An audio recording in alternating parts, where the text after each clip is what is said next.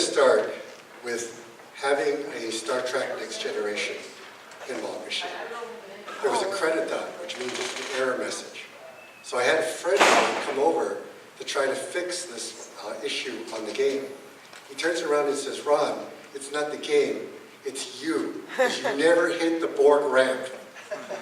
So I talked to Steve Ritchie, and I asked him, well, what's the strategy of getting up that ramp and getting that shot? He just turns around and growls at me and says, "Play better."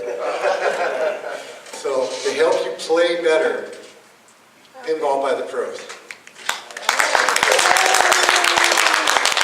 All right, thanks for everyone for coming. This is How to Play Pinball Like the Pros. I'm Johnny O. With me are my friends Louise and Eric Wagensonner. Louise is the 5th ranked woman in the world currently. Wow.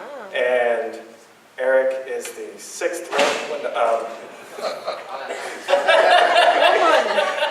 going to talk afterwards. Welcome to California. So I actually looked it up on my phone. He is 154. Right on. Which is pretty good. It's out of about 50,000 competitive players. So that's really good, actually. Martin, could you switch us over the computer?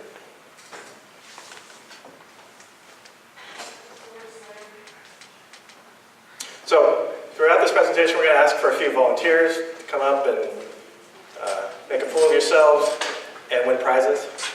So we appreciate your audience participation. So, okay. So this is kind of the overview slide. All the good players have these 4 things in common. They have technical skills that basically allow them to control the ball, get control of the ball, keep the ball from draining, and allow them to get in a position where they can aim the ball. So then you combine that with the rules and strategy of the game. So what shots do I hit when? And the third thing is execution.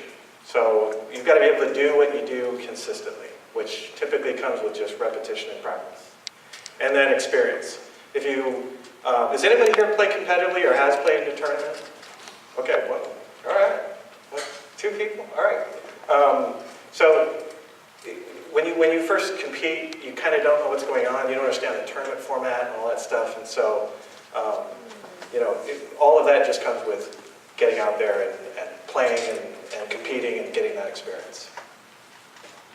Okay, so this is the obligatory duh slide. Don't flip both flippers. This is the super, if some of you, if you're playing pinball for the first time today, you might be tempted to do this, hit both flippers. And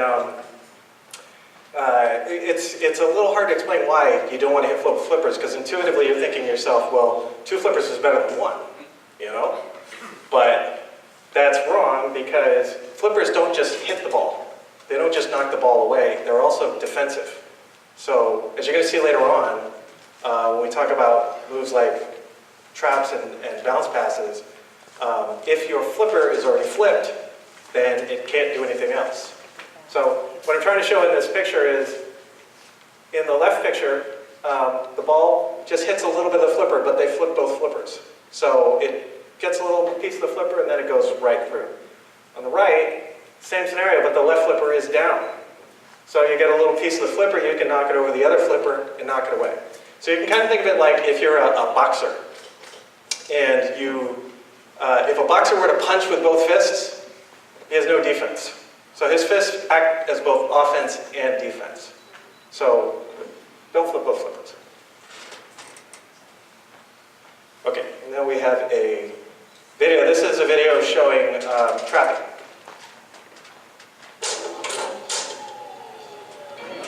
It's a trap. It's a trap.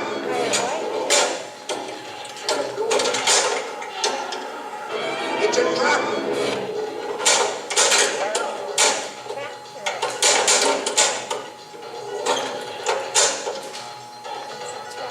It's a man, baby. Okay. Uh-oh. Sorry. There we go. Okay. So Trapping, I consider trapping the most important pinball skill, particularly when you are starting out. Most players, when they start out, they just flip the ball, like the ball comes with the flippers, and they just flip it away. When they have a trapping opportunity, they don't take them. But I consider it the most important skill. The reason being that when you come to a complete stop, when you bring the ball to a complete stop, and that's the second point there, you can stop, like you can catch your breath, you can look at the play field, you can see what should I shoot at next, and think about that. Then you can aim at what you want to shoot at next.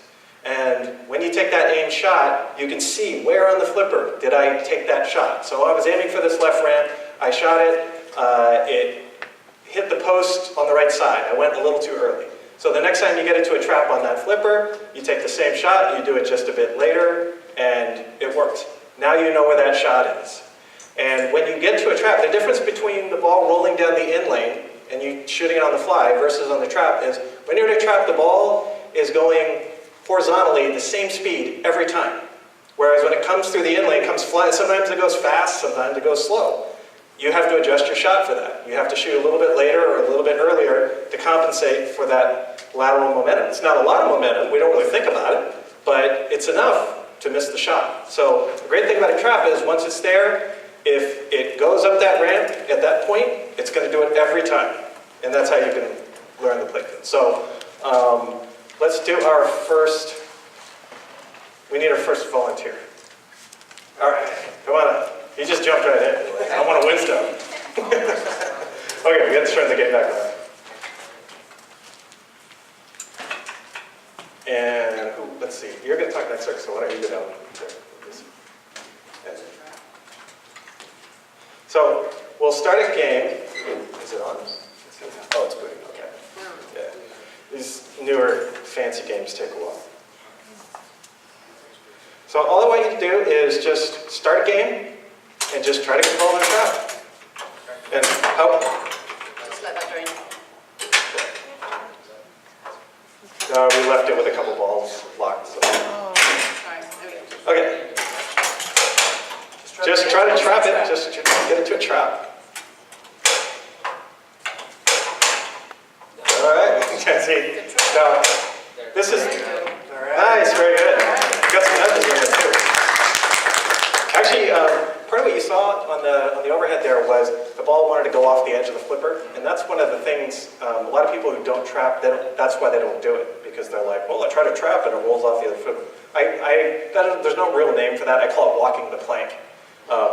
The trick with that is, again, this goes back to that first slide, it's experience.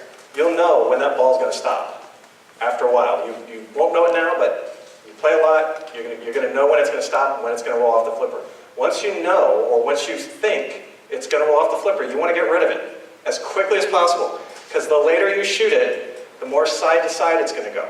The more side to side the ball goes, the more likely it's going to go into the two side drains.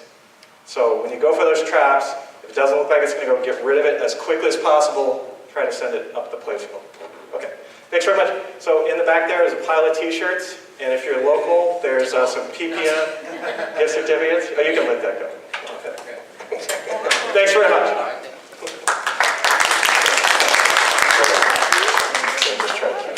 Okay, so next we're going to talk a little bit about bounce passing. And if I were to nominate one skill that's going to most improve people's play, it's probably the bounce pass. The bounce pass is a very simple technique. It's a technique which, when people first think about it, they think it's not going to work, but it's extremely effective. As Johnny said, bringing the ball to a trap is fantastic for your accuracy because you're always shooting at the same speed. You don't have to worry about the ball coming through with a lot of momentum. When the ball's in a trap, it takes all the spin off the ball, so it's always going to be a nice, safe ball to shoot. A bounce pass is fantastic for being able to get the ball under control. Bounce pass, very simply, is just going to allow the ball to bounce from one flipper to another and bring it under control. It depends a little bit on the geometry of the game. It depends a little bit on the types of flipper rubbers and the flipper mechanisms. But a very common technique that's used on really all areas of the game is a bounce pass. And you'll see as I drop the ball here, it's just going to bounce over to the other flipper. Just like that. And so being able to catch the ball on the flipper. Yeah. Now there's the danger of a bounce pass. If it hits that metal guide right next to the flipper, it will go dead. That's right. So you do have to be careful of that. That's right.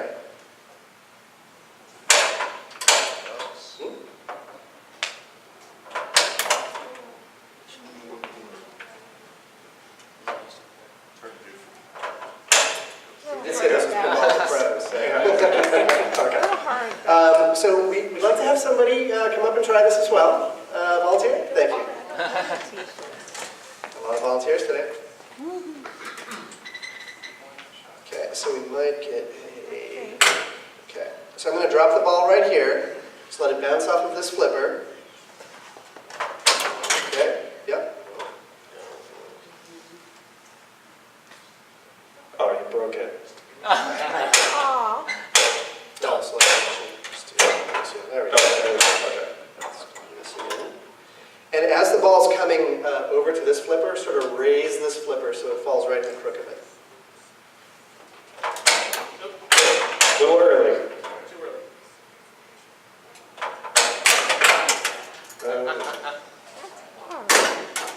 Was that a good time right there? Got no rush here. That was Perfect. Yeah. Almost perfect. the feed's a little inconsistent. Try taking the ball a little higher up so it has a bit more momentum to get it. Yeah, that's a good point. There we go. Thank you very much.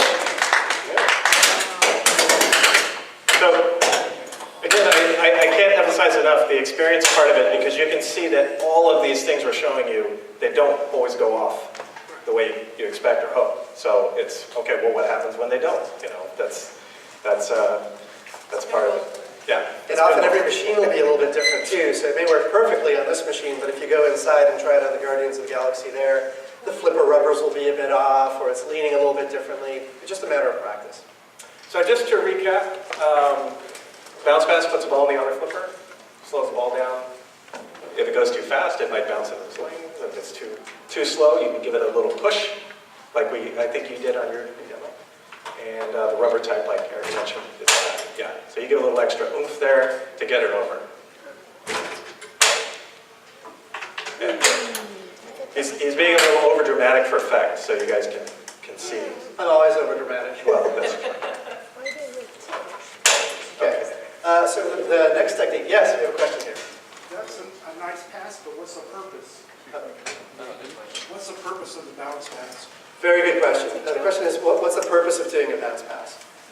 The bounce pass is very helpful for taking the spin off the ball and getting to a trap. So once you're actually in a trap situation, all the velocity is off, all the spin is off. And if there's ever a period where it's a really frantic ball just shooting all over the place and you're just trying to get it under control, bounce pass is one of the best ones to just drop it down. yeah. Other questions? It's also one of the easiest because you don't have to actually do anything apart from just at the end you just put the flipper up to hold it there. It would So seem like to me that if you're doing that, you're trying to shoot a target on the opposite side. Correct. Instead of Yeah. trying to do it. Sorry. Is that? Oh, I think we got some feedback through that mic. It looks to me like if you're shooting at a target on the other side, you want to bounce it to that other flipper. Instead of just trapping it on that one side. Yeah, that's right. You could just shoot it. If you wanted to shoot a shot that's on the left side of the playfield here, you could just shoot it on the fly. The beauty of the bounce pass is that you're getting it to a trap.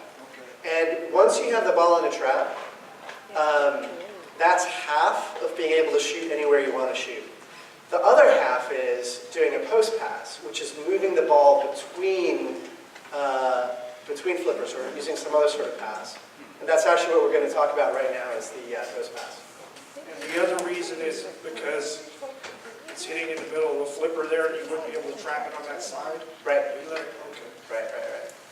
Often when a ball is coming toward a flipper, depending on the angle that the ball is coming in, depending on the part of the flipper that it's going to hit, and depending on the strength of the flipper rubber and the mechanism like the flipper bushing, it's going to dictate what type of technique you're going to use.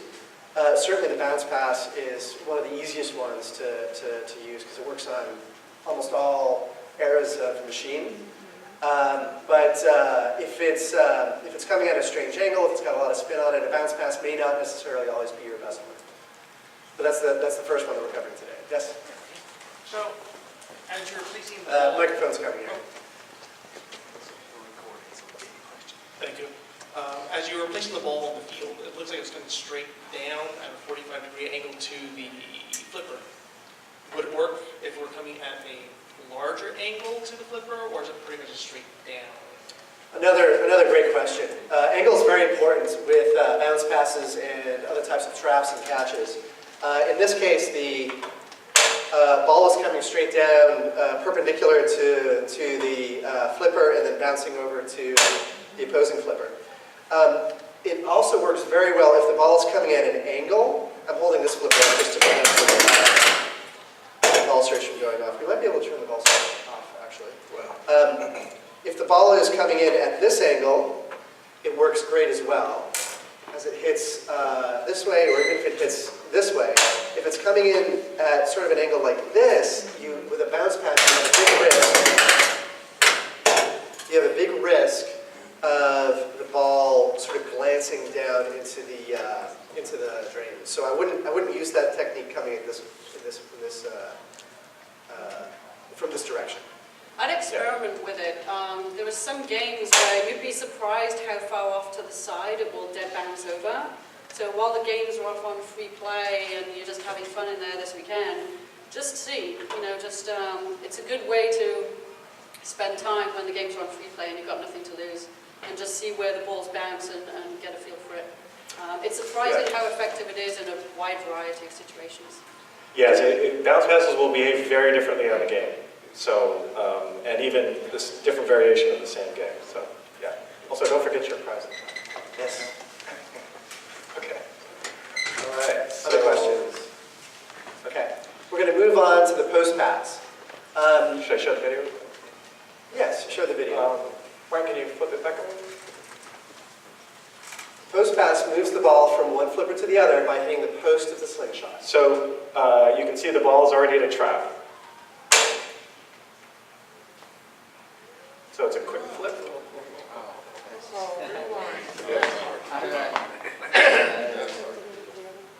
Okay, everybody got that? Yeah, sure.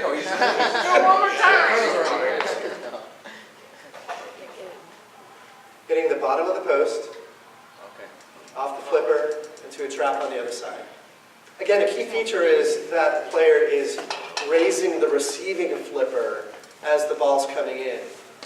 Because if he or she raises it too late, then it's going to create a flip, and it's going to flip the ball into play again. Okay, I'm going to, if we could go back to the video here. Oh, thank you. That video. Okay. So on this table, it's a little bouncier. We have very bouncy flipper rubbers, and we have a pretty shallow play field, so it's a little trickier here, but not too bad.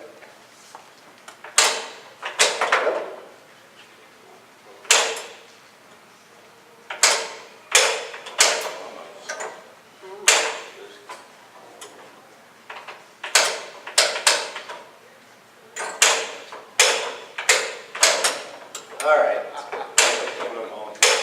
Yeah, it might be better with a volunteer.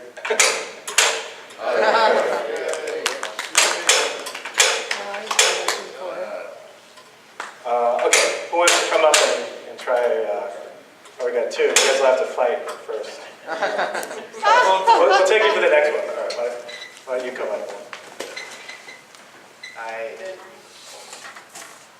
Yeah. Beautiful. All right, she got her first try. All right. So this technique, in conjunction with the bounce pass, it's it's a great combination. Bounce pass will allow you to get the ball under control on one of the flippers.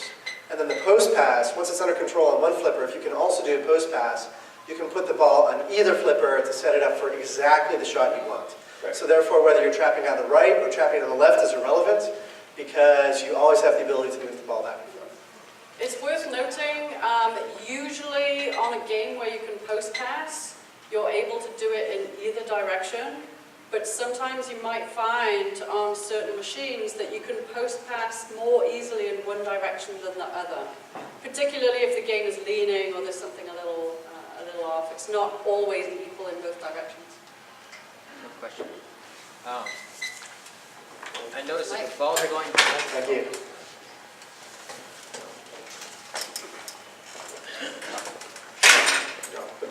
I noticed that the ball's going too fast, and you see it's going to go over. You flip it fast, and it slows it down. Yeah, I think I was using the stutter catch there because it was starting to move sort of further out of field. That's where it's going too fast for me to be able to trap it. And so I realized I wasn't going to be able to get it under control. And let's see here. Let's try this.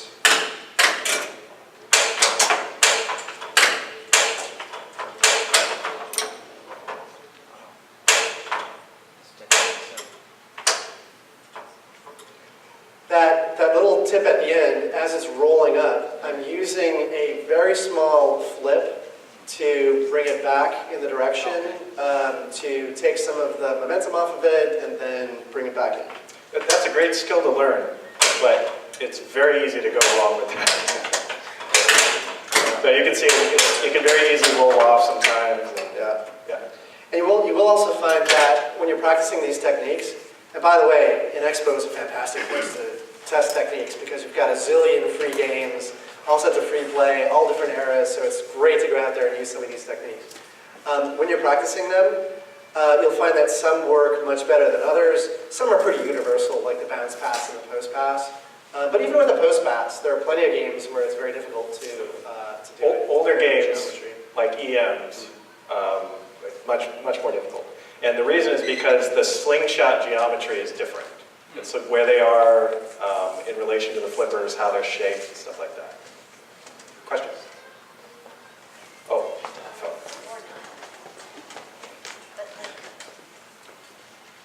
On some particular games, specifically Space Invaders, we have one at home, there is no slingshot on the lower flipper, yet we're still able to post pass. Is there a particular reason for that, or is that just a fluke? When you do it, does it go, Martin, can you switch back to the computer? Does it follow that path? So you can see it's from the flipper, it hits the bottom of the slingshot, then off the metal rail, then off the flipper, and over the other side. Or are you hitting the front, maybe, of the slingshot? Because sometimes you can, on some games, you can hit the front of the slingshot and just bounce it right over. There is no slingshot on the lower. Or I'm sorry, but the playfield geometry near the flippers. So what do you, if there's no slingshot, I'm trying to remember the geometry. I think they're like Space solid. Invaders. Yeah. There's two sets of flippers, right? You're talking about the upper or lower flippers? Or? The lower flippers. So what are you hitting it against then? You must be hitting it against something to be able to... Probably the bare rail. Would it still work if there's not the cushion to kind of emphasize the bounce? Possibly. I mean, it sounds like you're able to do it. Yeah, so if it's working, then obviously there's enough energy and there's enough kind of ricochet of whatever it is that you're hitting it against to get it over. So there might be some unusual games like that where it's a bit of a weird setup, and then it's just basically through experimenting and experience, which you've done, of trying to see how you can get the ball across, and then you find, a post pass or some variation of it to get the ball across, and hey, if it works, then great.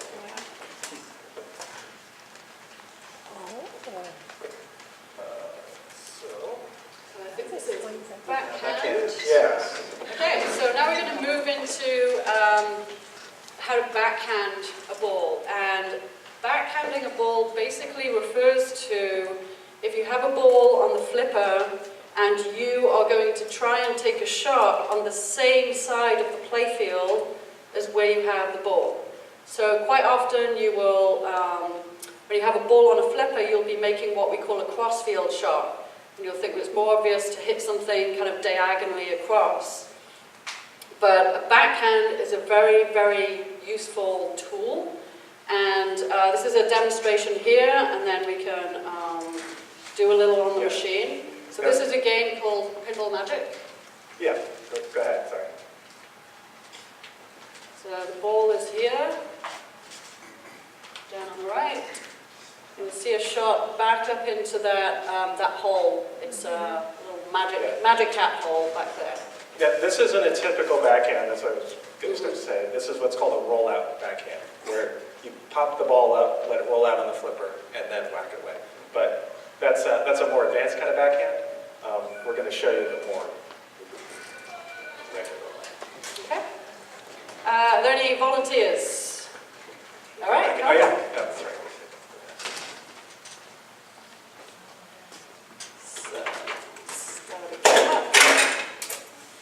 So on this game, if you can do a rollout backhand, you could probably hit this over here.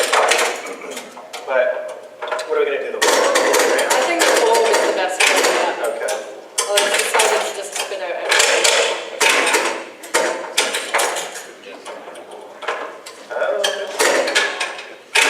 It's the fouling. It's switch hit multi-ball. We're hitting switches to keep it quiet. Yeah, there might be something going on there. Should I cycle it? Yeah, let's try cycling it.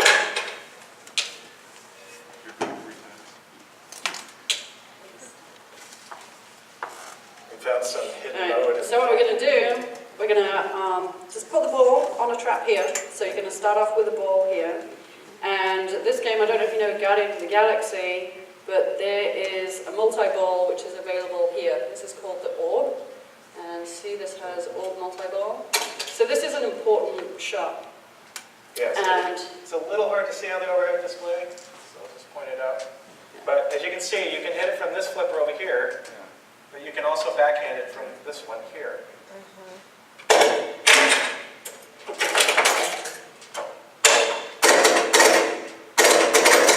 just catch the ball when it comes down. So you're going to start off here. What you're going to do is basically try and get this drop target. And this is a really lovely shot for a backhand on this particular game. Most games will have a nice backhand from one or maybe both flippers. And this is my favorite kind of backhand shot on this game. This ramp is too steep to backhand, it won't work, but this will. It's a perfect little shot. So try a go at getting that drop target. Perfect. All right. Nice job. So, yeah. So you get prize. Thank you.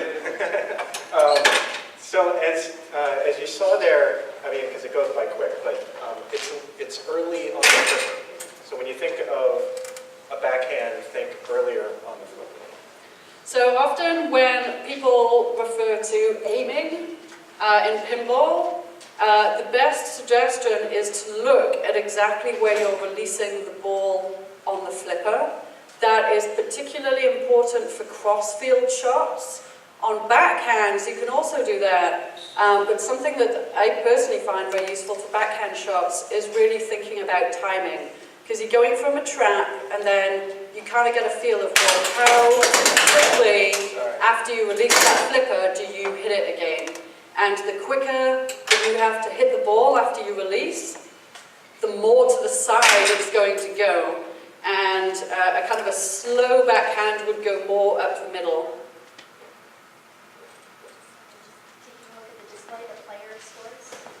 Question? Mike, please. And this particular shot, so the backhands, they generally have less power than a cross-field shot. It might mean, for example, on that game, you can't make that big, huge ramp. Even if the angle might be correct, it might just go halfway up the ramp and come back down. So you need to take into account that you will have less power than a cross-field shot when you're doing backhands. So it works very well for like scoops and things like that. The drop target, it's on the same level on the play field. It's not having to go up an elevated ramp. So things like that are very good backhand shots, and it's usually much safer than a cross-field shot as well. Yes, So that's important. this particular Yeah, go ahead. This particular diagram here was on Adam's Family, so some of you might be familiar with it. This is a very common, very popular game. And what's being shown here is the electric chair, which is where you start modes. And in purple, that line shows the crossfield shot, which means you're going from the opposite flipper off into the chair. That is, I mean, often it works, but if you miss, it's extremely dangerous, and often you'll drain your ball if you miss. Whereas the green shot, if you're on a trap on the left flipper, it's easier and it's much safer to hit the chair from that position.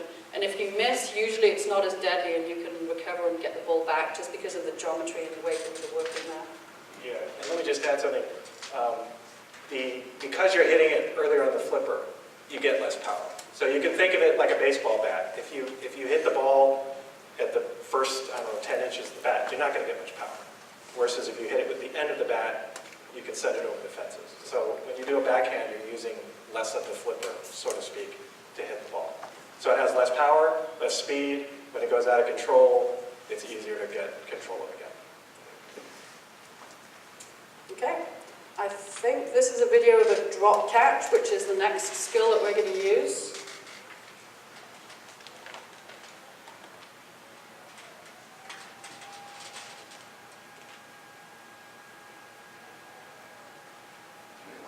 Okay, so that was in slow-mo, but hopefully that's clear what happens. So the ball comes down, and it's a way to take the speed off the ball and get it under control. And you hold your flipper up.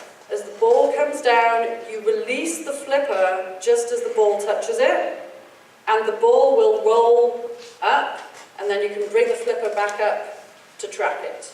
It's an extremely useful, and probably apart from the dead bounce, the drop catch is probably the most useful technique to get a ball under control. Any volunteers? Come up and give this a go. All right. So if you'd like to come up. We'll try this. It's kind of hard to set up We can try a it. drop catch because you need some momentum. So You do need some momentum. Yeah, So let's try from maybe somewhere here. So it's usually best if it's coming. Okay, we'll try it Yeah. on.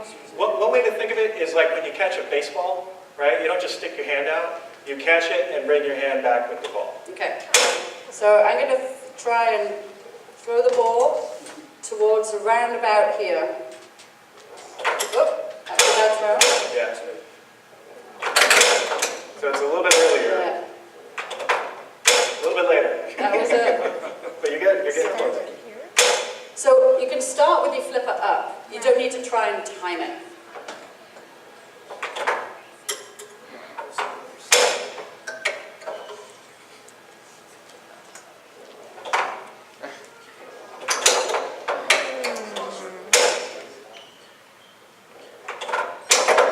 That was the right timing. Unfortunately, it's the wrong key.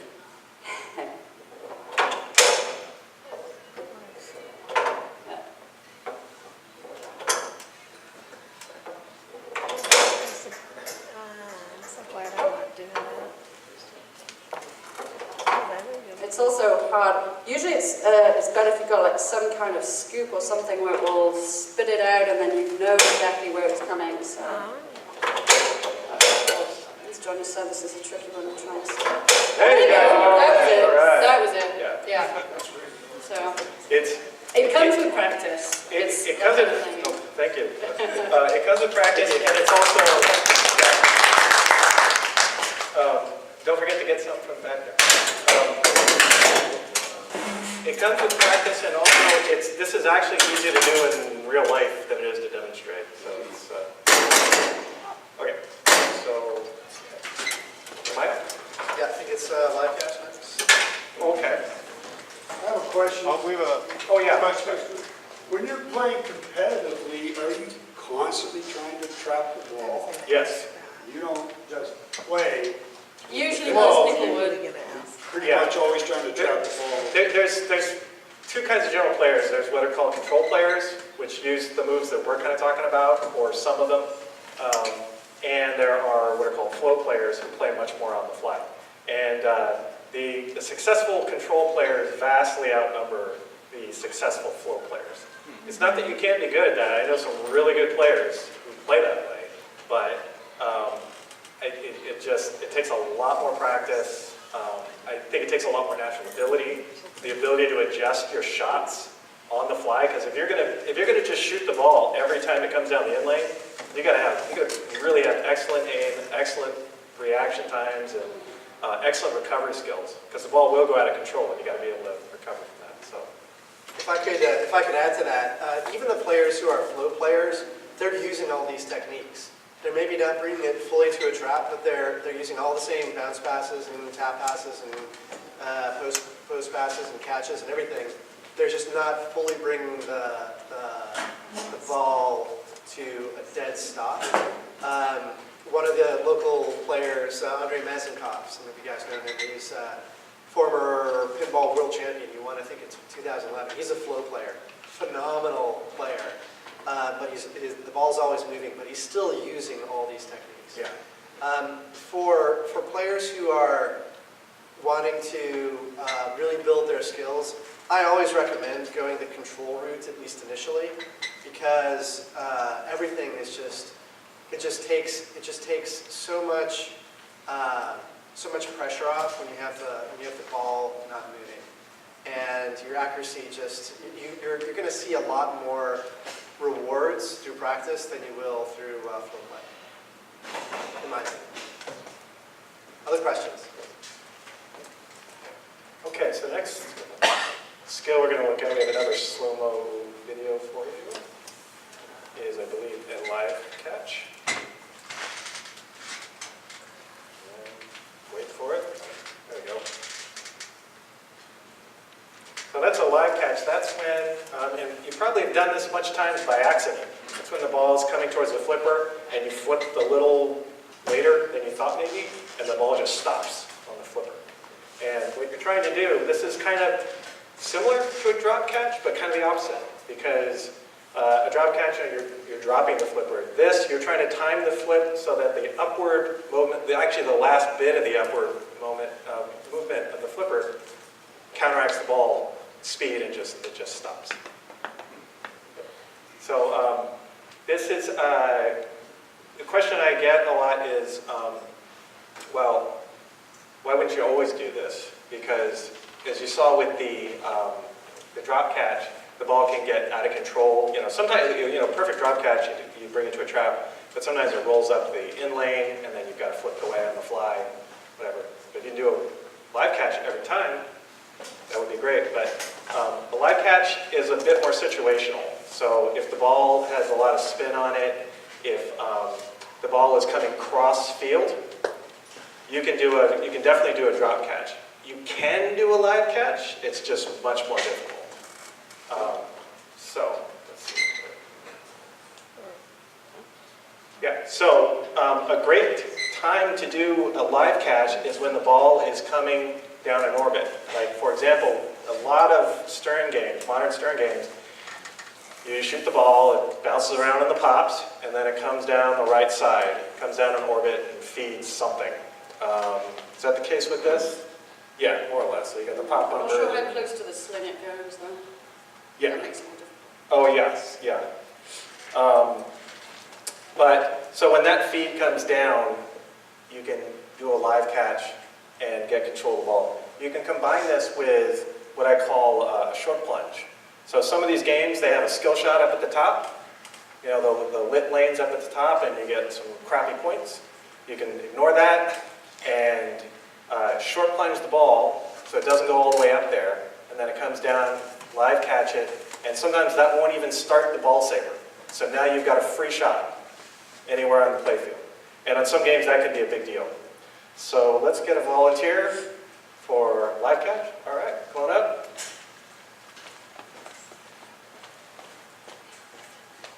He's already got a PPM t-shirt, so he'll just have to win another one.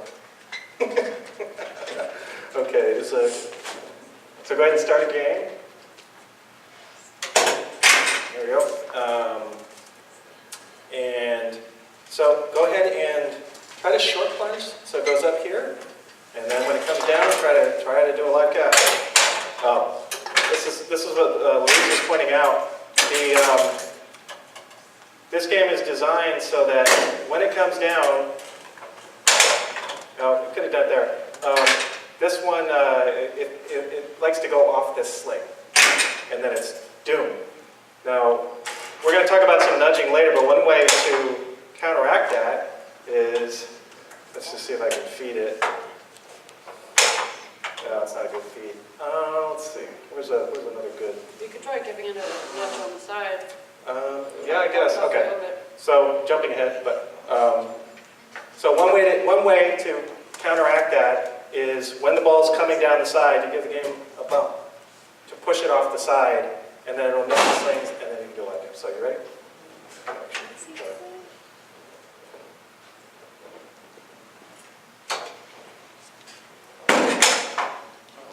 Okay, so that's good. You're a little bit early. The timing is very hard on this, by the way. It takes a lot of practice to do this.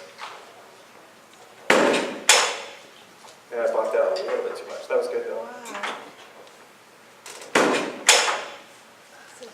Okay, he got it. It's not the cleanest, but that's okay. Now, if these slings are super active, that could have backfired on him. Like it could have rolled up here and then bounced on the sling. We'll try one more time. Oh, that was too much on my part. Okay. Well, you're a little early, but it's okay. All right. Thank you.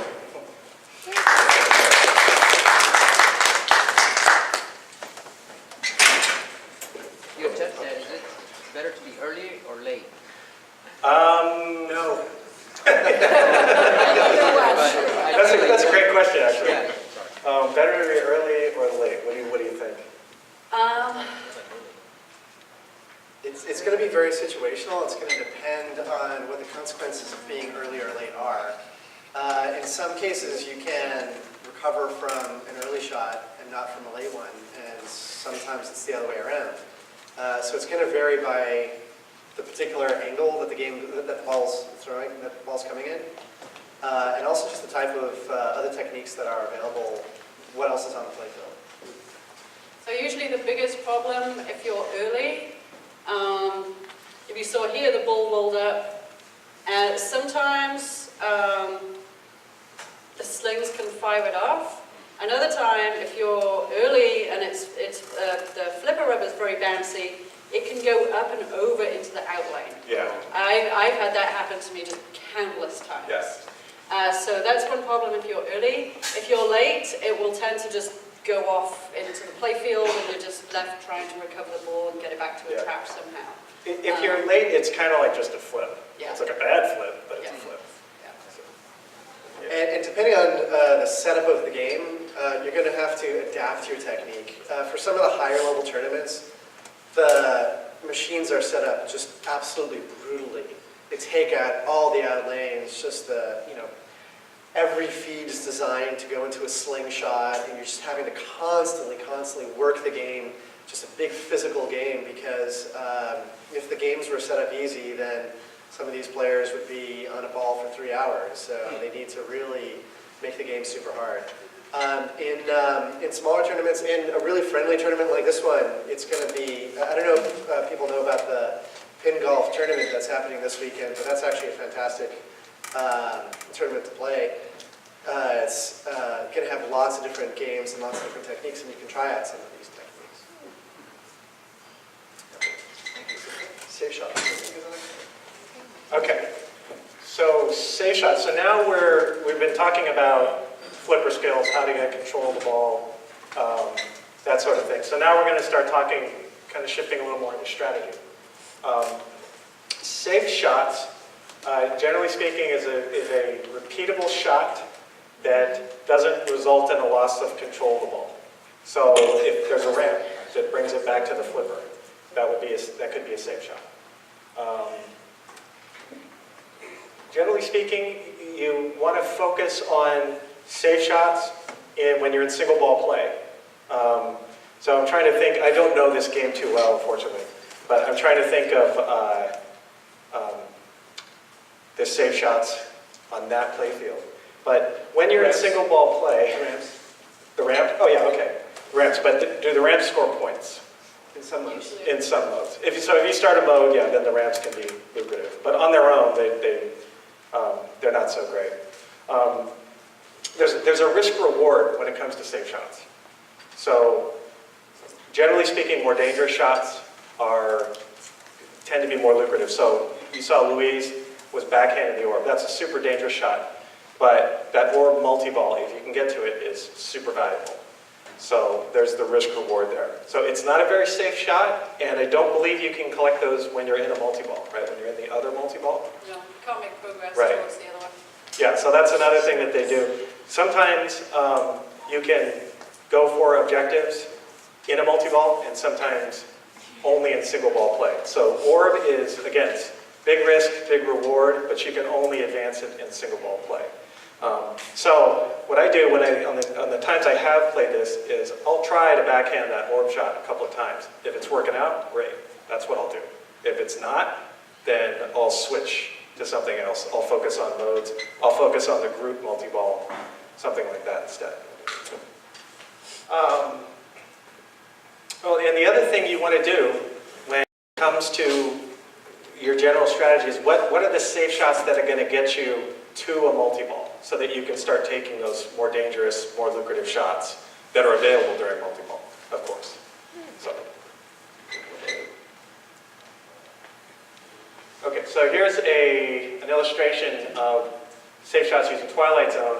You have the left ramp up there, and if you shoot that, it's always going to go to that left flipper every time. Another one is, let's say, is the center green drop target. I don't know if you can see it up there. It's real tiny. That is, there's a couple of modes attached to that. And you can get, I think, 5 million a shot, right? What's the mode? Yeah, the clock millions. Clock millions and clock chaos, I think, is the other one. Now, if you're in single ball play and you hit that shot, it can go anywhere. You don't know where it's going to go, and now if the ball is already out of control, you've got to figure out how you're going to recover it. So when I get that mode, I don't even play it. I just, and the great thing about Twilight Zone is I can still keep, while that mode is running, I can still keep working towards my multi-ball. I can focus on other stuff on the playfield. You don't need to play what the game tells you to play. So, yeah. Okay, and then Eric, I think, is going to talk about nudging. Yes, nudging. This is one of my favorite techniques. Nudging a pinball machine is critically important for playing pinball. So many players just play by using the flippers and wait for the ball to come to the flippers and then flip away. A long time ago, for decades and decades, pinball machines didn't even have flippers. You just plunged and you tried to get it into a certain hole by just pushing the machine around a little bit. And that technique is critical in terms of improving your game, and especially if you're going to be doing any competitive play. Louise and I have been into pinball for about 8 years. We were out playing pool, and the pool table got busy, decided to try some pinball. And I went up and played, and the ball was in the pop bumpers, and I was trying to push the machine around, and she thought I was cheating. Nudging is absolutely not cheating, despite what Louise thought at the time. Nudging is a really important technique. It lets you save the ball, it lets you push the ball into a better area. It lets you do all sorts of amazing tricks with it. On this game, I think with the last exercise we did, we actually saw the importance of nudging coming down this right out lane, so I'll just repeat that. As the ball's coming here, to that nudge that Johnny did right sort of at the edge, right as the ball is here. He's just pushing the machine to get it away from the slingshot. To get away from the slingshot. Nudging also really important for saving the ball when it's coming down the middle, associated with a slap save, which we'll talk about in a second. But consider also the out lanes.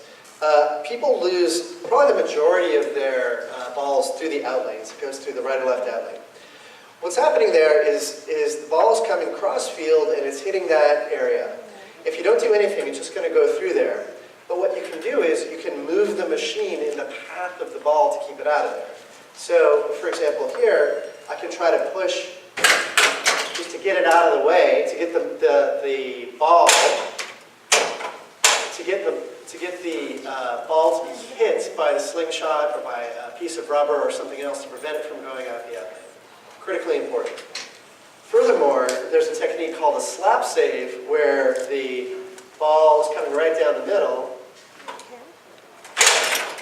and I nudged it there. It gave me a danger. You wouldn't be able to see it on the screen, but if you're looking at the machine, it said danger in big letters.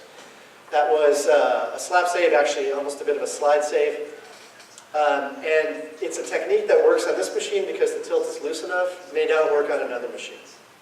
I think we have a graphic of a tilt bob. So this is the mechanism for a tilt.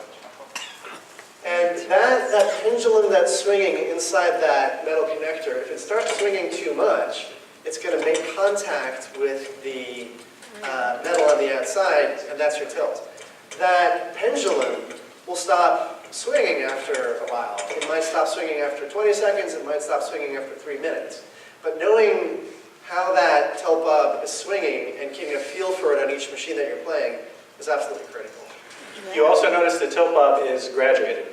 So if you screw it in higher, the space between the bob and the ring is smaller. So that's tight to tilt. We have a question for that? How does it, sorry. So a machine that has a warning and then a full tilt, how is that actually registered with the machine? Yes. I mean, the old school one was just one, you tilt, you're done. But now the newer machines have a warning, then a tilt. Yeah. How's that done? Yeah, so I think probably machines from, what's LaserCube, sort of Like mid-80s, early 80s? Yeah, it's somewhere in the mid-80s. Yeah. The concept of tilt warnings. Yeah, tilt warning that allows you to nudge the machine and it gives you a warning, either an audible or video on screen like this, or both.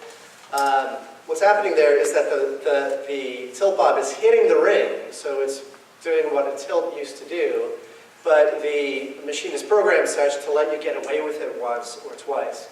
Right. Typically there's 2 tilt warnings per ball on modern games. That's adjustable, and some machines, like the Jersey Jack machines, carries over from ball to ball. But then when, on a game like Guardians of the Galaxy, if you get a danger and you drain out, when you start your new ball, it's a fresh slate. So you can get another danger, actually you can get 2 dangers before you tilt. Per ball. Per ball. Yes. Yeah, on most games. On most games, yeah. So it's the same tilt bob, It's the same mechanism. just is it a timing thing or it's just counting in the ball? Well, what I was going to say is that when they started doing warnings was when pinball went digital. So before that, you have an electrical mechanical thing. It has, I mean, I guess they could have put a stepper motor or something in there to track your tilt warnings, but, but when they went digital, it's like, okay, now it's just a little piece of memory that's got to remember. Yeah, got it. So that's why we're saying it's somewhere in the 80s. Yeah, and also a really big shove may give you several of these hits against this ring, so it may go danger, danger, tilt. Yes. So it's also within reason. And even, some of those early 80s games, you can have what's called a tilt-through. Like Sea-Witch is notorious for that. You do a big slide, it tilts your ball, it goes to the next player, it tilts theirs. And if you're in competition, you're automatically disqualified when that happens. So, you want to do the video? Question back. When you see the ball going cross table into the out lane, when and what direction should you give it a nudge? Yeah. That's a great question. Yeah, I think again, unfortunately, it's somewhat situational. I try to nudge the ball anytime it's getting near the out lanes because I want to prevent it. There's a famous quote saying, if you are trying to get the ball to decide, do you want it to go in the out lane or the in lane? The question is neither. Don't let it get anywhere near there. So if it's going to be hitting be coming in here and you have an opportunity to nudge the game, to push the ball back into safety, do so. On every machine, you're going to have to get a feel for what shots are likely to lead to a drain. On this particular one, I've noticed just in the kind of warm-up session that we did here, that by hitting the slingshot right about here at the top of the slingshot, often that's shooting the ball to the right out lane. So because I drained several balls by hitting the top of that slingshot and having it go out, anytime it gets near the top of that left slingshot, I'm going to give it a nudge. Usually before it makes contact, but you can also do it afterwards, depending on what angle you want to shoot it in. And to answer your question, what kind of nudge? Just, I would say, at least at the start, because like Eric says, it's very situational, but at least at the start. If it's going towards the out lanes, do a forward nudge. And if it's coming down the middle, like you saw him do that big slide save, you would go side to side. And another thing to note is that the forward nudging is a little safer, because if you think of the energy, it's got to travel all the way up the machine and come back like a wave before it affects that tilt bob. Whereas when you go side to side, it's just boom, boom. And a trick that I've used for new players who haven't nudged a lot and want to learn how to nudge, I tell them to nudge even after the ball drained, even if it's 20 seconds too late. If it went out the right out lane, nudge the machine anyway. And then the next time you do it, you'll be 15 seconds too late, and then 10 seconds. You'll eventually get it down and you're timing it right, but you're training yourself for that instinct. So always feel free to nudge. The other benefit of that is if the game is super sensitive and you give it a few of those nudges and you get a warning, then you'll know, okay, I have to be a little careful in this game. Yes. I think there's a question. You have a question up front? Slide saves, like in tournaments, can you still do those? And what about certain nudging rules? Can you repeat the question, please? In tournament play, is it okay to nudge, or is it okay to slide save and do stuff like that? Yeah, in tournament play, the tilt is always the judge of what you're allowed to do. So if the tilt is loose on a particular game and you can get away with a big slide save, I've seen in top level, like world championship competition, people have pushed the game 1.5 feet over and it hasn't tilted. And that's down to the tournament director. That's the player played and saved the ball and it didn't tilt. Maybe they got a danger out of it. But they saved that ball from going down. And if the tournament director doesn't want that, then they tighten the tilt. Yeah, and the one exception is a bang back or a death save, which is a big slide save where the ball comes back through the flippers. You can't do those, but yeah, you can do big slide saves and stuff like that. I mean, most of the time you will not get away with those though. Yeah, it will tilt. Yeah. In higher level competition, they're always going to put tight tilts on it. Usually. So we'll show you a couple of nudging videos. This is a slap save, so these are slow motion. And you can see, the volume's on.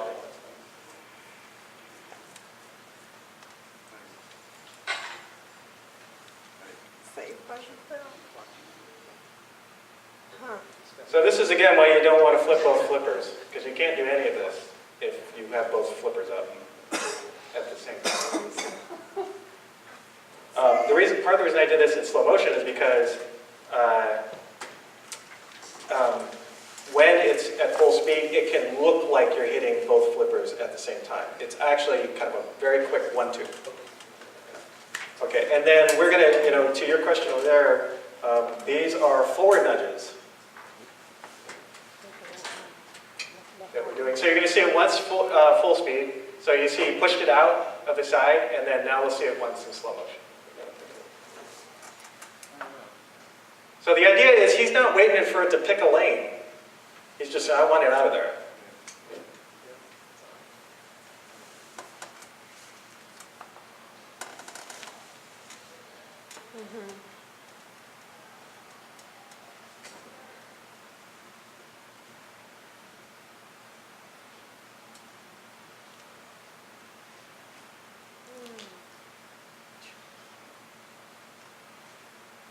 And so, one thing is, the ball, a lot of the time it will do this on its own. It'll bounce out on its own. But the nudging gives you that extra sort of insurance, if you will.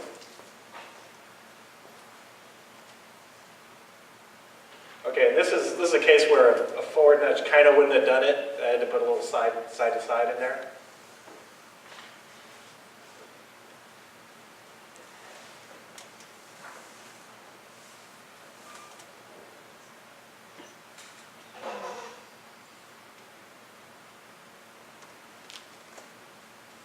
So really the bottom line is, if it's going towards those outlines, always be nudging, always. I think we're coming up on our 1 hour time. Do we? Feel free. Okay, Right. we have a question here. Oh, I want to go first. Oh, sorry. Yeah, when you're nudging, when you go forward or backward, when it's going right on the wire between the outline and the inlane, how do you know which way to go? Ideally, you want to nudge before it goes into the inlane-outlane area, just to get it out of there, so you don't even have to make that choice. Once it gets down to that inlane or outlane area, it's very difficult, especially on the older machines, because on the older machines, on a lot of the EMs that you'll see in there will be rubber. Can we switch back to the video for a second, to the machine? Yeah. There will be rubber on this part of the game, and this part of the game will be soft wood. So when the ball hits the rubber, it bounces towards the outlane. But when the ball hits the soft wood on the outlane, it doesn't bounce. It just dies and then slides down the outlane. So it's very difficult to save it at that point. Generally, what you want to, if you do want to try to save it, sometimes a really big smack on the side of the cabinet as the ball is hitting that soft wood is enough to get it out, but it's tenuous at best. Yeah.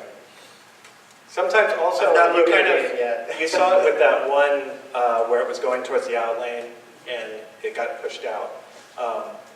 If you do see an opportunity where it can hit that post in between the inlane and the outlane, and you hit it hard. So it's a hard forward nudge to try and pop it out. You're using the rubber of the post, kind of like a flipper, to knock it out. Question? You said there was one where the forward nudge wasn't good enough. Can you explain what horizontal nudge you added in to get it out of there? That was just like we call it a wicked shimmy. Because it's a real quick shake. You just try to shake this machine a little bit like this. Yeah. And when the ball is here, you're sort of bouncing it back and forth. Even if it's in the outlane already, it can be pretty far down. And if there's a loose tilt, you can keep rocking that ball back and forth. Think of a tube that has a ball in it. If you move the tube back and forth, that ball's going to eventually come back out again. Requires a pretty loose tilt, but when it's further up, you don't need as much action. So a quick shake out can do it. Question Okay, here? I have a question, and that would be, so for multi-ball, which I guess you just touched on it a little bit, but there's like 5 balls coming at me, and I just try to concentrate on the area in the middle, and each ball try to worry about what's going on. Do you have any suggestions for that? Yeah. So in multi-ball, normally when you start multi-ball, there's a ball save around at the beginning of the ball. So typically, I use that ball save time to do a couple pop shots, see if I can get some jackpots. But I'm paying a lot of attention as to when these, in this case, these orange lights, when they start flickering out, when they start flickering faster, I know that I'm running out of ball save, and I'm going to use that time to get one ball under control on one flipper, or maybe one on each flipper. Okay. And then if I have 2 balls on one flipper and 1 ball on the other flipper, and with that 1 ball flipper I can hit a jackpot, that's great, then I'm going to go for it. Right. Yeah, we had to cut the number of topics. We wanted to talk multiple, but we had to kind of cut the topics down to length. So, It's supposed to be me. okay. Yeah, so just to talk a little bit about strategies, what to do. You're going to be going out, you're here at an expo, there's going to be a whole load of machines you'll be playing over the weekend that you haven't come across before and you don't know what to do. The first rule is shoot what's lit. This is Johnny's photo, and I think he's just having a little joke here because he's probably got a photo of it in attract mode and everything is lit.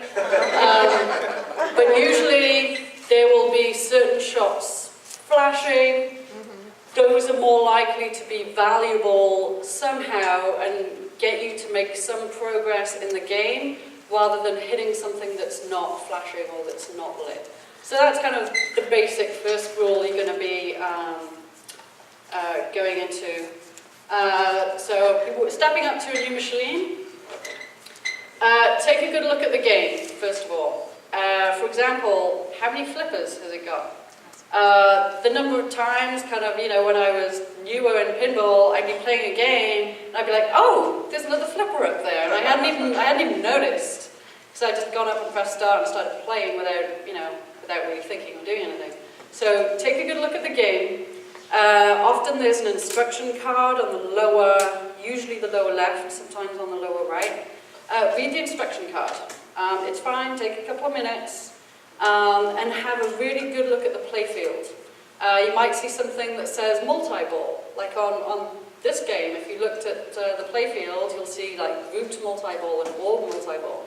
So you know, okay, there's a multi-ball that's available if I keep hitting this shot. You might see something that says lock. Okay, hit that, lock a couple of balls, and then maybe you'll get a multi-ball out of it. So yeah, things like extra ball. Take a look at the lanes when you start playing the game. When you're hitting flippers, do the lights change from lane to lane? Just really paying attention to the playfield and the instruction card. Have an idea of what you're going to try to do as soon as you get that ball in play. Don't just go into a game completely blind and just like flip around, because you're not really going to kind of learn or achieve anything. So try to understand at least one basic thing that you're supposed to do on the game. Find a shot.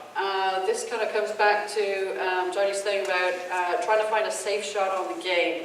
Often a center ramp is a great shot. It's a good bailout shot, you're not quite sure what to do, you're a bit out of control.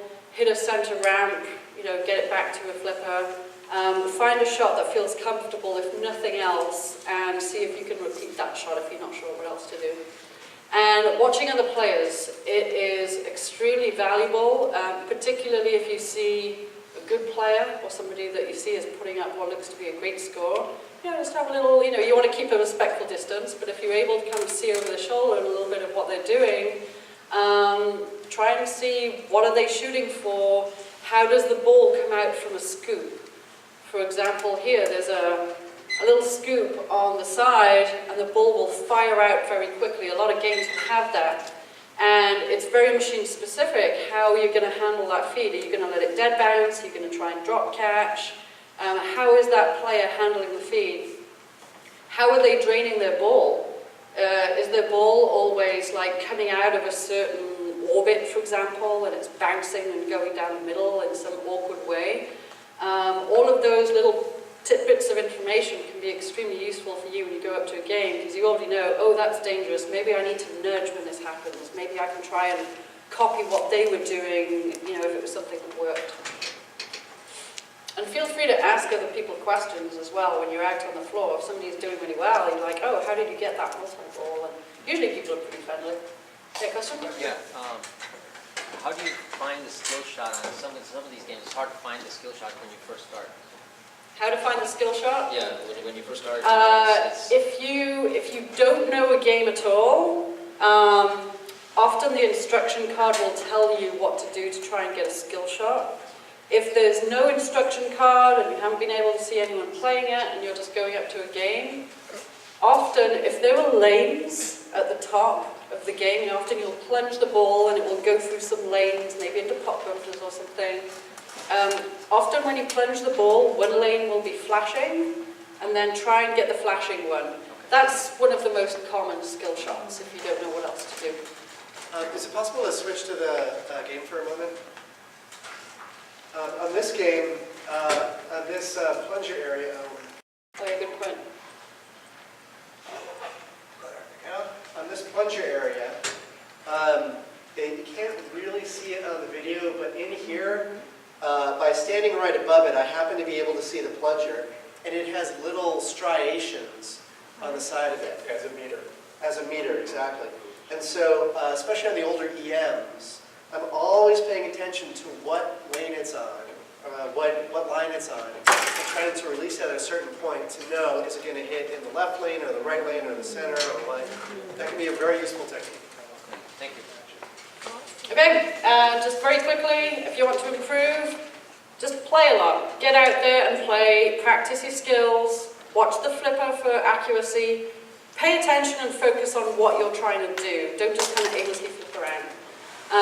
Yeah, observe what's going wrong. As Eric said, pay attention to your nudging. And there's a lot of resources online. So a lot of online learning opportunities are available if you're not in front of the machine. And get out there and compete. There's a great competition here this weekend, so hopefully some of you will be joining in. And I'll leave it to Johnny to wrap up. Yeah, okay, so a couple of things we didn't get to. There's a list of resources, like Louise just mentioned. There's a ton of video tutorials.